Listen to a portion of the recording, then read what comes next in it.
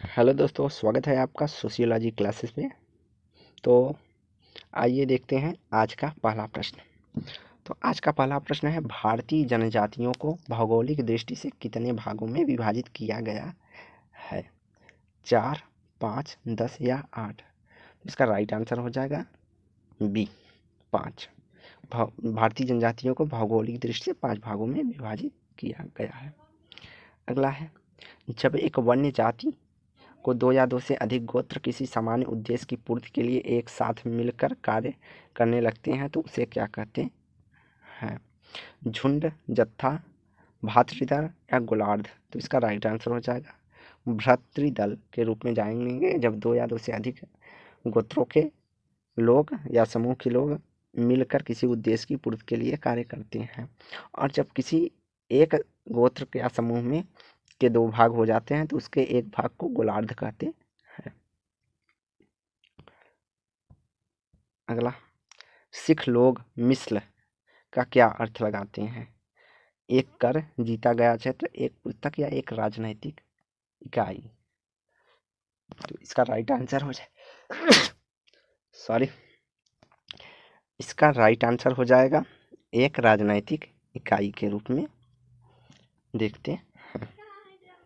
अगला, निम्न में से किसकी उत्पत्ति रक्त के बलिदान से संबंधित?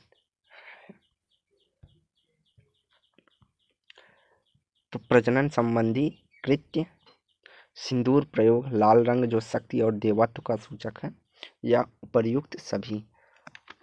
इसका राइट आंसर डी है, उपर्युक्त सभी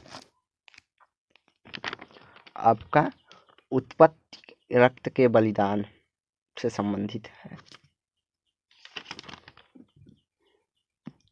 अगला, प्राचीन फोइनिशिया था हड़प्पा की राजधानी, ग्रीस की राजधानी, या लेबनान और भूमध्य सागर के बीच का क्षेत्र, या लेबनान फारस की खाड़ी के बीच का सध्य? जो प्राचीन फोइनिशिया था वह लेबनान और भूमध्य सागर के मध्य के बीच का क्षेत्र था। तो राइट आंसर हमारा सी हो जाएगा। अगला, किस जनजाति ने बहुपतित्व एवं बहुपत्नीत्व के सम्मिश्रण के कारक बालिका वध का धारणा की त्याग कर दिया? था किसने बहुपतित्व और बहुपत्नी का मिश्रण करके बालिका वध जो होता है उसको खत्म कर दिया? संथाल, भील, टोडा या कोल? तो यह टोडा जनजाति में बालिका वध को खत्म कर दिया है। सी। अगला, दी पोलिस पीजेंट किसकी रचना है? Herbert Simon, W.I. Thomson, Daniel Thorner या मार्शल मार्स? तो जो पोलिस पीजेंट जो पुस्तक है W.I. थॉमसन की संबंधित है। मौखिक संचारण के व्याख्यानों को पीढ़ी दर पीढ़ी ले जाने को कहते हैं? दंत कथा, लोक रीतियाँ, लोक वार्ता या कोई नहीं? तो इसका राइट आंसर हो जाएगा ए, दंत कथा के रूप में मौखिक परंपराएं या आख्यान पीढ़ी दर पीढ़ी जाते रहते हैं। अगला, ओस्टवाल्ड स्पेंगलर ने विश्व के 8 सभ्यताओं के उत्थान एवं पतन का विश्लेषण किया है। उनके निम्नलिखित में से कौन सा विवेचना अर्थात किस संस्कृति की विवेचना नहीं की है? अर्थात सभ्यता की बात मिस्र की, रोम की, मेसोपोटामिया की वे बात करते हैं, वे चीन की सभ्यता की बात नहीं करते हैं। अगला, तो राइट आंसर हमारा हो जाएगा डी। इसमें पूछा है किसकी विवेचना नहीं की गई है, तो राइट आंसर चीन हो जाएगा। अगला, निम्नलिखित पर विचार करें, जादू, आत्मवाद, टोटम, प्रकृति? तो जनजातियों में धर्म की अभिव्यक्ति उपरोक्त में से किनके द्वारा होती है? तो इसका राइट आंसर हो जाएगा डी, जादू, आत्मा, टोटम एवं प्रकृति। इन सभी के माध्यम से धर्म की व्याख्या करते हैं। अगला, निम्नलिखित में से कौन सा कथन असत्य है? जनजाति पारस्परिक विनिमय के सिद्धांत में विश्वास करती हैं, जनजाति सामान्य बोली बोलती हैं, जनजाति अंतर्विवाही होती हैं, या जनजाति शुद्ध प्रजाति की होती हैं? तो इसका राइट आंसर हो जाएगा डी। इसमें पूछा है कौन सा कथन असत्य है या गलत है? तो जनजातियां शुद्ध प्रजाति की होती हैं या कथन असत्य है। बाकी पारस्परिक विनिमय पाया जाता है, जनजातियों में सामान्य बोली होती है, वह अंतर्विवाही भी होती राइट आंसर हमारा डी हो जाएगा।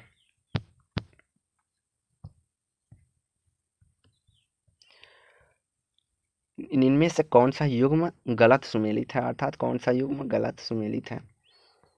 तो नायर का संबंध तारवाड़ से है, गोंड का संबंध कोखाड़ से नहीं है। तो राइट आंसर हमारा बी हो जाएगा, बी सुमेलित नहीं, जबकि गारो माचुंग से संबंधित है और खासी में लिंग पाया जाता है। तो इसका राइट आंसर हो जाएगा बी, गोंड में कोखाड़ से संबंधित नहीं है।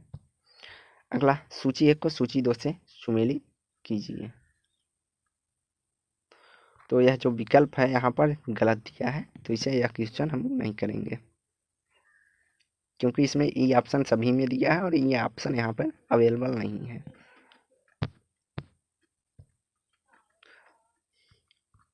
अगला, औद्योगिकरण ने पारिवारिक विघटन में महत्वपूर्ण योगदान दिया है, यह कथन किसका है? मार्क्स का, वेबर का, संबाशियन या एलियट का? औद्योगिकरण ने पारिवारिक विघटन के महत्वपूर्ण योगदान दिया है, तो यह कथन किसका है? तो संबाशियन, यह कथन किसका है? संबाशियन से संबंधित है कि औद्योगिकरण पारिवारिक विघटन में महत्वपूर्ण योगदान देता है। अगला, निम्नलिखित कथनों पर विचार करें। यांत्रिक मतैक्य, नातेदारी संबंधों का महत्व, संविधात्मक संबंध, वर्ग संघर्ष। तो आदिम समाजों में कौन सी विशेषताएं पाई जाती हैं? तो इसका राइट आंसर हो जाएगा यांत्रिक मतैक्य और नातेदारी संबंधों का महत्व। तो राइट आंसर हमारा ए और 2 हो जाएगा, जबकि नगरीय समाज में संविधात्मक संबंध और वर्ग संघर्ष पाया जाता है।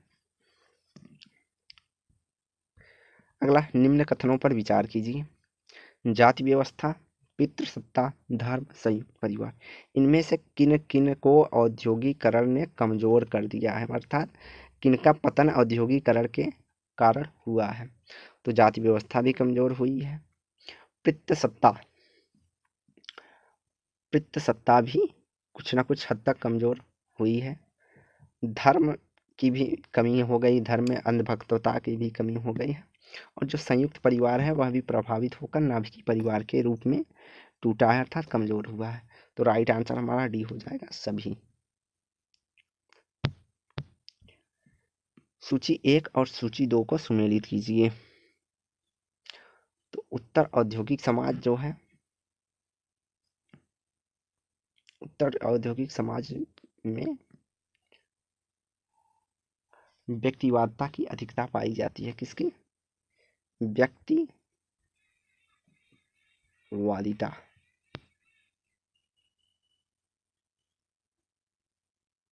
नहीं, सॉरी, उत्तर औद्योगिक समाजों पे मानवतावाद यह सुमेलित है, क्योंकि यहाँ पर भी विकल्प गलत दिया है, इसलिए हम सही मिला देते हैं। तो उत्तर औद्योगिक समाज में मानवतावाद से संबंधित है। आगे है जो आंसर है, ये ऑप्शन गलत दिया है। आगे जो है, औद्योगिक समाज में व्यक्तिवादिता पाई जाती है।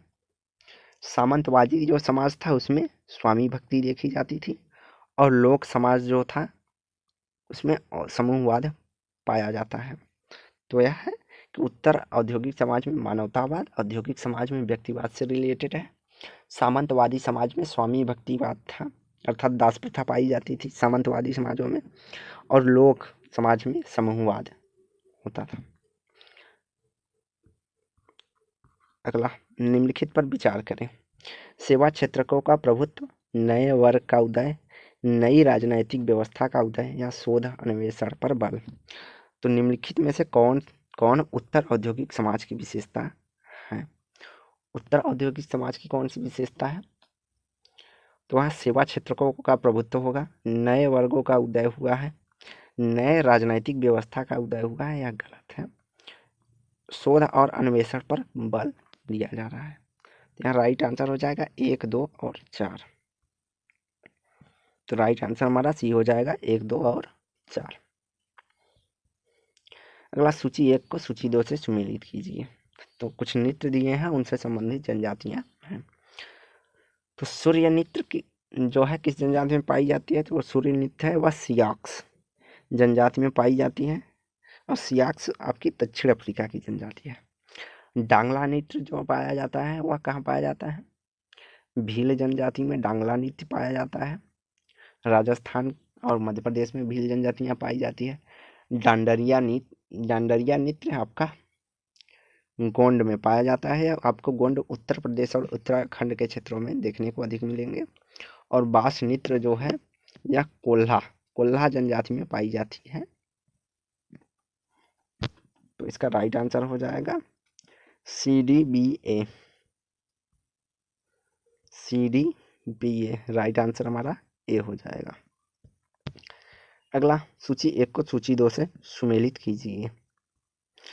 कुछ जनजातियां हैं और उनके अध्ययनकर्ता दिए हुए हैं। तो होबोस जनजाति का अध्ययन किसने किया है?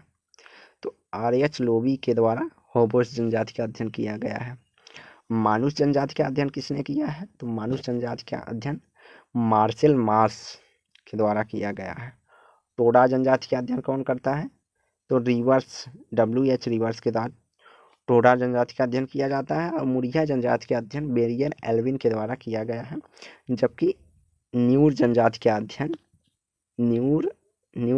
अध्ययन इवांस पिचार्ड द्वारा किया गया है। तो राइट आंसर हो जाएगा हमारा EBDA। तो ई ऑप्शन हमारा ऑप्शन नंबर डी में है, तो EBDA।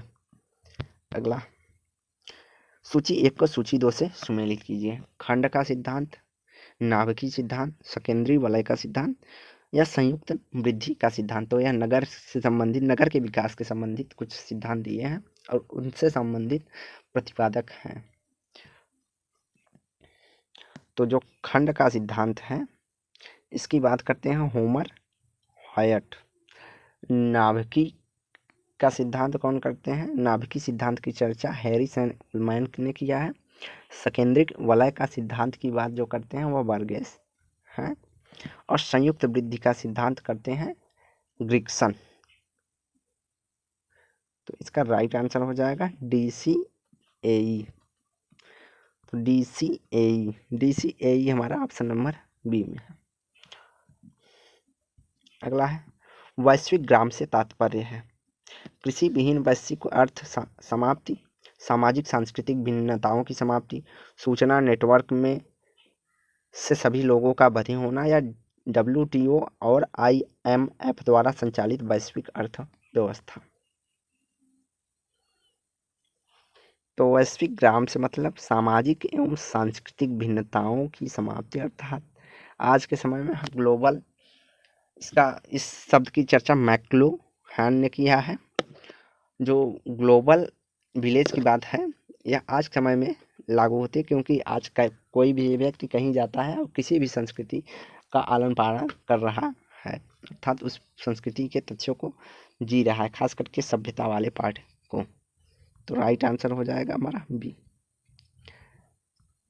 रेखीय ग्राम अवस्थिति पाई जाती है। तो रेखीय ग्राम की अवस्थिति किन क्षेत्रों में पाई जाती है? केरल कोंकण के क्षेत्रों में, महाराष्ट्र तथा गुजरात के क्षेत्रों में, बंगाल तथा उत्तर पूर्व के क्षेत्रों में, या मध्य प्रदेश तथा छत्तीसगढ़ के क्षेत्रों में। तो यहाँ पर राइट आंसर हो जाएगा केरल तथा कोंकण के क्षेत्रों में रेखीय ग्राम अवस्थिति पाई जाती है। रॉबर्ट रेडफील्ड ने लघु समुदायों की 4 विशेषताओं बताई हैं। तो निम्नलिखित में से कौन सा युग्म या कौन सा विकल्प उन विशेषताओं की चर्चा करता है? विशिष्टता, लघुता, समजातीयता, पृथकता।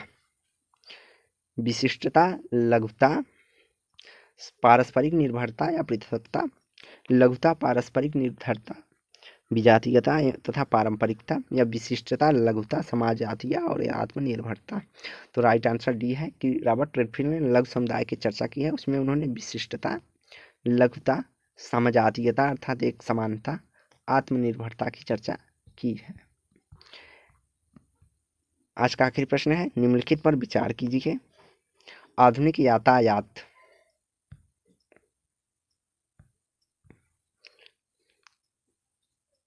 तो आधुनिक यातायात तथा सूचना के संसाधनों का विस्तार पहला ऑप्शन है, और वहीं नगरीय क्षेत्रों में समीपता, शिक्षा, आर्थिक वृद्धि। तो यह अवधारणा या मिथक बन चुकी है कि ग्राम आत्मनिर्भर होते हैं। उपरोक्त में से किसके कारण, तो किसके कारण यह अवधारणा मिथक बन चुकी है? तो एक जो है आपका आर्थिक वृद्धि के कारण, और दूसरा जो है आधुनिक यातायात और सूचना के साधनों के विस्तार के कारण। तो राइट आंसर हमारा 1 और 4 हो जाएगा।